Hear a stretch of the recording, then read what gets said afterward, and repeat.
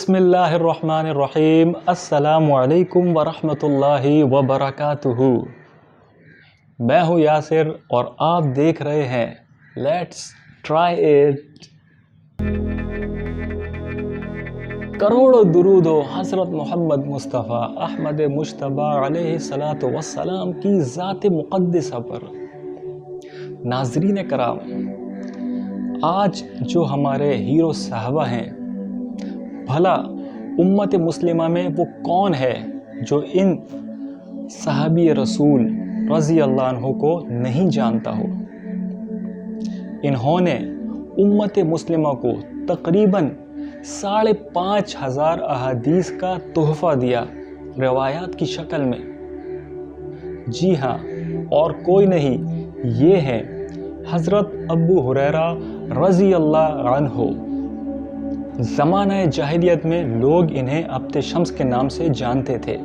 اللہ تعالیٰ نے جب ان پر کرم فرمایا اور وہ مسلمان ہو گئے تو نبی اکرم علیہ الصلاۃ والسلام کی زیارت کا شرف حاصل کیا۔ آپ صلی اللہ علیہ وآلہ وسلم نے دریافت فرمایا کہ تمہارا نام کیا ہے؟ عرض کیا عبد شمس۔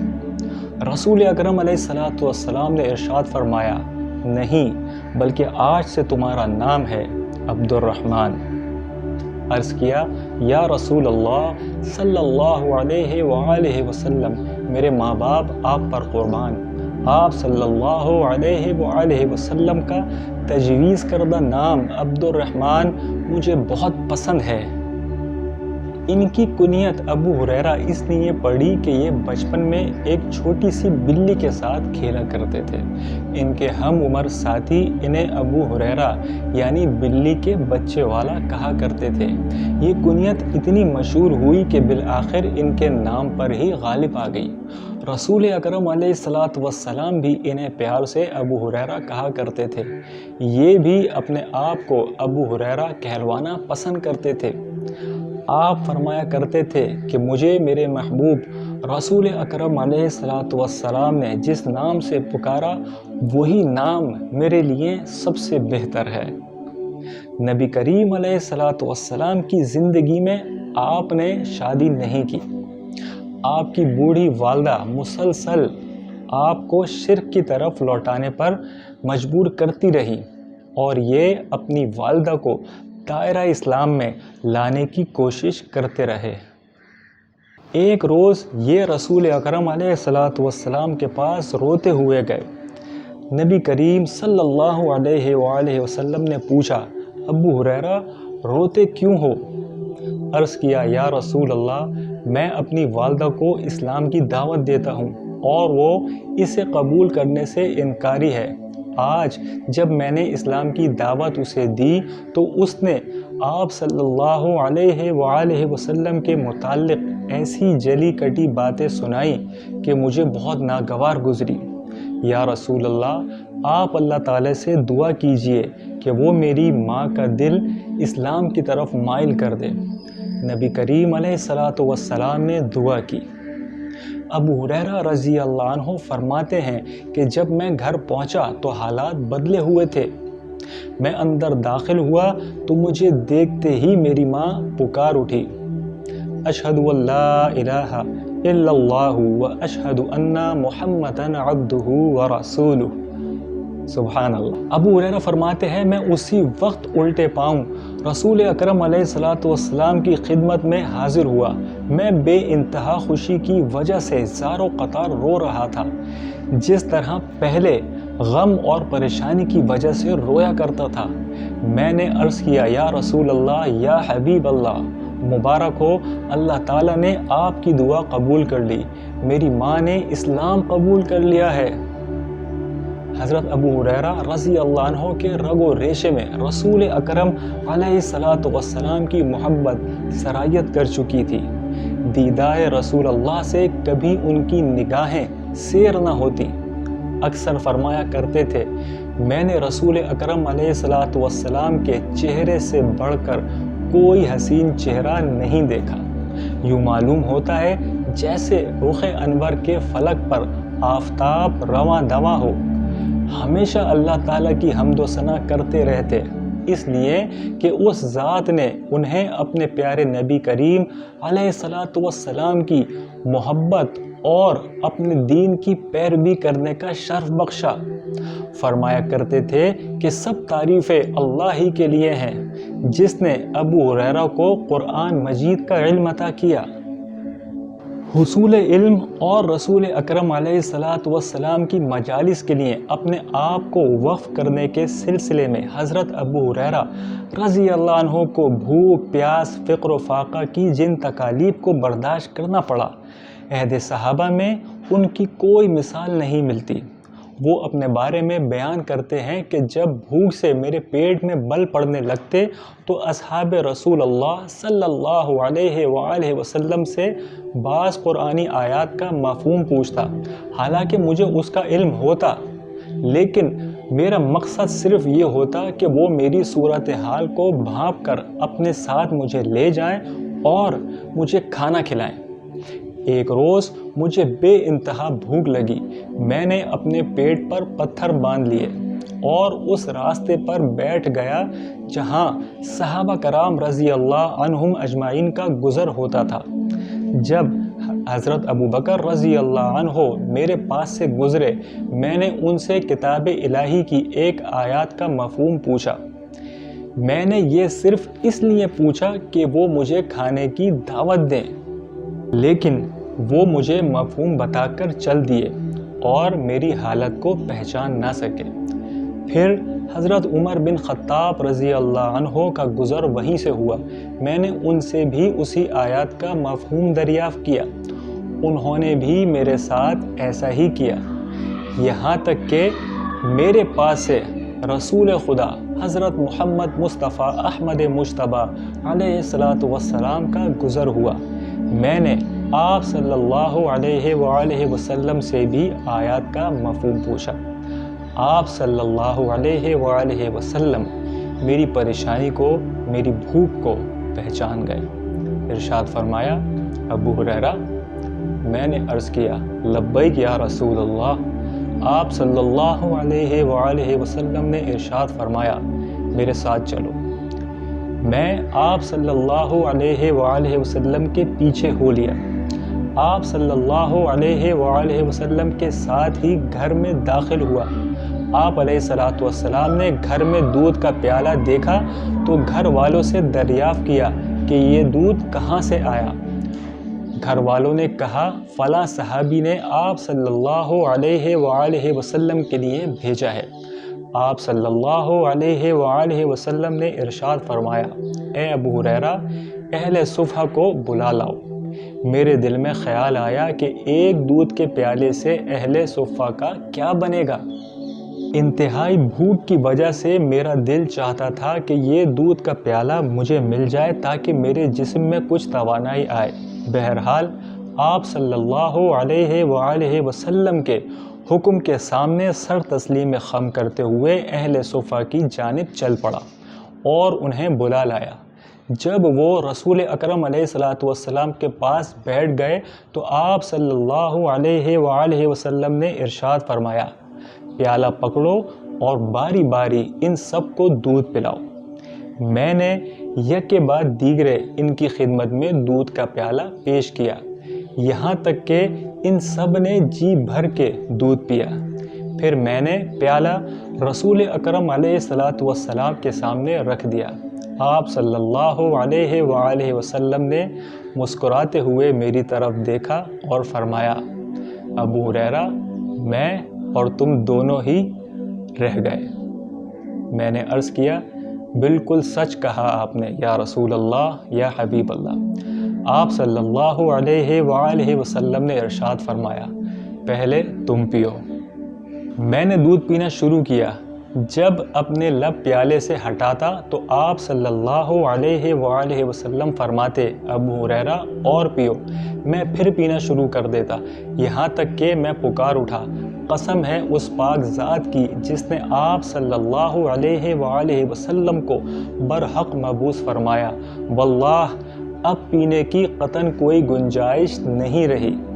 پھر آپ صلی اللہ علیہ وآلہ وسلم نے پیالہ پکڑا اور دودھ نوش فرمایا۔ سبحان اللہ، کیا شان ہے میرے آقا کریم صلی اللہ علیہ وآلہ وسلم کی۔ بے شک میرے نبی مکرم صلی اللہ علیہ وآلہ وسلم جیسا نہ کوئی تھا، نہ کوئی ہے اور نہ کوئی ہو سکتا ہے۔ آپ صلی اللہ علیہ وآلہ وسلم پر کروڑوں کروڑوں کروڑوں درود و سلام۔ اللہم صلی وسلم علی النبی الطاہر۔ اس بات کو زیادہ عرصہ نہ گزرا تھا کہ مسلمانوں کے لیے رزق کے دروازے کھل گئے۔ مختلف مفتوحہ علاقوں سے مال غنیمت وافر مقدار میں آنے لگا۔ تمام مسلمان اس سے فیضیاب ہونے لگے۔ اس طرح حضرت ابو ہریرہ رضی اللہ عنہ کو بھی مال و دولت میسر آیا، جس سے آپ رضی اللہ عنہ نے اپنا گھر بنایا، ساز و سامان خریدا اور شادی کی۔ لیکن اس مالی فراوانی نے ان کی پاکیزہ دل میں کوئی تبدیلی پیدا نہ کی۔ آپ رضی اللہ عنہ اکثر فرمایا کرتے تھے کہ میں نے یتیمی کی حالت میں پرورش پائی، مسکینی کی حالت میں ہجرت کی، بصرہ بنت غزوان کی صرف 2 وقت کی روٹی کے لیے ملازمت کی۔ جب مسافر پڑاؤ کرتے تو میں ان کی خدمت کرتا، جب وہ کوچ کرنے کے لیے سوار ہوتے تو میں ان کی سواری کو ہانکتا۔ پھر اللہ تعالیٰ نے ایسے سبب پیدا کر دیے کہ میری شادی اس عورت سے ہو گئی جس کے پاس میں ملازم تھا۔ شکر ہے اللہ کا جس نے دین کو ایک ضابطۂ حیات بنا دیا اور ابو ہریرہ رضی اللہ عنہ کو مسلمانوں کا امیر بنا دیا۔ حضرت ابو ہریرہ رضی اللہ عنہ حضرت معاویہ بن ابی سفیان رضی اللہ عنہ سے پہلے مدینہ منورہ کے گورنر تھے، اور اس منصب نے ان کی طبیعت میں کوئی تکبر پیدا نہیں کیا اور نہ ہی ان کی پاکیزہ روح میں کوئی بد آثار پیدا ہوئے۔ حضرت ابو ہریرہ رضی اللہ عنہ ایک جید عالم ہونے کے ساتھ ساتھ تقوی و طہارت کے اعلیٰ معیار پر فائز تھے۔ دن کو روزہ رکھتے اور رات کا ایک حصہ عبادت میں مصروف رہتے، پھر اپنی حصے میں مصروف عبادت رہتی، پھر وہ اپنی بیٹی کو بیدار کرتی اور وہ رات کے تیسرے حصے میں عبادت کرتی۔ اس طرح آپ رضی اللہ عنہ کے گھر میں پوری رات عبادت کا سلسلہ جاری رہتا۔ ایک روز حضرت ابو ہریرہ رضی اللہ عنہ کی بیٹی نے کہا، ابا جان، میری سہیلیاں مجھے طعنہ دیتی ہیں اور کہتی ہیں کہ تیرے ابا نے تجھے کوئی زیور بنا کے نہیں دیا۔ آپ رضی اللہ عنہ نے فرمایا، بیٹی، اپنی سہیلیوں سے کہنا میرے ابا جان جہنم کے انگاروں سے ڈرتے ہیں۔ حضرت ابو ہریرہ رضی اللہ عنہ نے اپنی بیٹی کو اگر زیور بنا کر نہیں دیا تو اس کا یہ مطلب نہیں کہ آپ بخیل تھے، آپ تو اللہ کی راہ میں بے دریغ سخاوت کرنے والے دھنی تھے۔ ایک دن مروان بن حکم نے ان کے لیے 100 دینار بھیجے۔ دوسرے ہی دن پیغام بھیجا کہ میرے خادم نے غلطی سے آپ کو 100 دینار دیے ہیں، میں وہ کسی اور کو دینا چاہتا تھا۔ یہ سن کر حضرت ابو ہریرہ رضی اللہ عنہ کے ہاتھوں کے طوطے اڑ گئے۔ آپ رضی اللہ عنہ نے فرمایا، میں تو وہ دینار اللہ کی راہ میں خرچ کر چکا ہوں، ان میں سے 1 دینار نے بھی میرے گھر میں رات نہیں گزاری۔ جب بیت المال سے میرا حصہ نکلے گا تو میں آپ کو واپس کر دوں گا۔ مروان بن حکم نے یہ انداز صرف آپ کا جائزہ لینے کے لیے کیا تھا۔ جب معاملے کی تحقیق ہوئی تو حضرت ابو ہریرہ رضی اللہ عنہ کو بالکل صحیح پایا۔ حضرت ابو ہریرہ رضی اللہ عنہ زندگی بھر اپنی ماں کے فرما بردار اور خدمت گزار رہے۔ جب گھر سے باہر جاتے تو پہلے اپنی ماں کے کمرے کے دروازے پر کھڑے ہوتے اور کہتے، اماں جان السلام علیکم ورحمۃ اللہ وبرکاتہ۔ اماں جان جواب میں کہتی، میرے پیارے بیٹے، وعلیکم السلام ورحمۃ اللہ وبرکاتہ۔ پھر ابو ہریرہ رضی اللہ عنہ نے فرمایا، اماں جان، اللہ تعالیٰ آپ پر اسی طرح رحمت کی برکھا برسائے جس طرح آپ نے بچپن میں میری پرورش کی۔ تو آپ کی والدہ جواب میں فرماتی، بیٹا اللہ تعالیٰ آپ پر بھی اپنی رحمت کی برکھا برسائے، آپ نے بڑھاپے میں میرے ساتھ حسن سلوک کیا۔ جب حضرت ابو ہریرہ رضی اللہ عنہ موت کے مرض میں مبتلا ہوئے تو زار و قطار رونے لگے۔ آپ رضی اللہ عنہ سے پوچھا گیا، ابو ہریرہ رضی اللہ عنہ آپ روتے کیوں ہیں؟ آپ رضی اللہ عنہ نے فرمایا، میں تمہاری اس دنیا پر آنسو نہیں بہا تھا، میں تو روتا اس لیے ہوں کہ سفر بہت لمبا ہے اور زاد راہ بہت تھوڑا ہے۔ میں اس راستے کے کنارے پر کھڑا ہوں جو مجھے یا جنت یا جہنم میں لے جائے گا، میں نہیں جانتا کہ میرا انجام کیا ہوگا۔ خلیفہ وقت مروان بن حکم نے ان کی عیادت کی اور دلاسا دیتے ہوئے کہا، ابو ہریرہ رضی اللہ عنہ اللہ تعالیٰ آپ کو شفا عنایت کرے۔